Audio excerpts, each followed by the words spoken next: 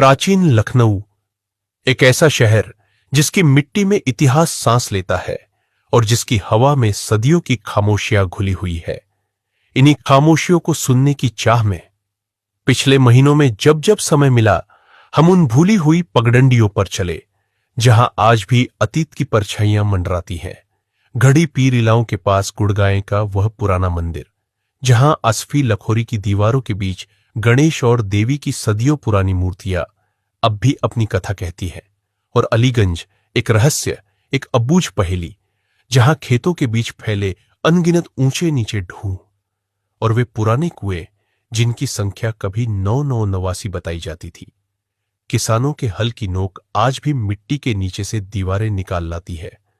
टूटी नालियां दिख जाती है और कहीं कहीं पुरानी मुद्रा की चमक, मानो किसी भव्य विशाल बस्ती को किसी अज्ञात समय में अचानक धराशायी कर दिया गया हो।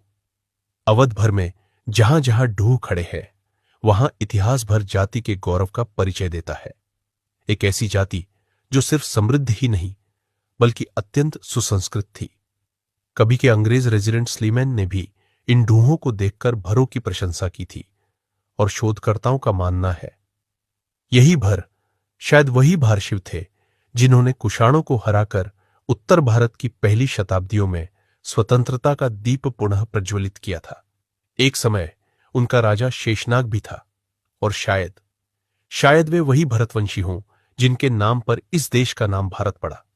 पर सच्चाई अब भी रहस्य में डूबी है। लखनऊ, अवध और भरों का इतिहास आज भी पहेलियों की 16 डिब्बियों में बंद है।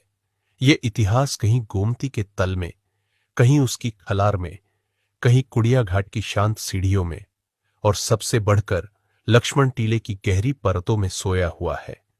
मेरा विश्वास है जिस दिन पुरातत्वविद इस सोई हुई धरती को जगाएंगे, लक्ष्मण टीला हजारों वर्षों की मौन कथा सुनाएगा। शेषनाग की 1000 जिह्वाएं बोल उठेंगी और लखनऊ का दफन प्राचीन इतिहास प्रकाश बनकर हमारे वर्तमान को दिशा देगा। यह जानकारी लेखक अमृतलाल नागर की आत्मकथा टुकड़े टुकड़े दास्तान के पेज नंबर 188 पर उपलब्ध है।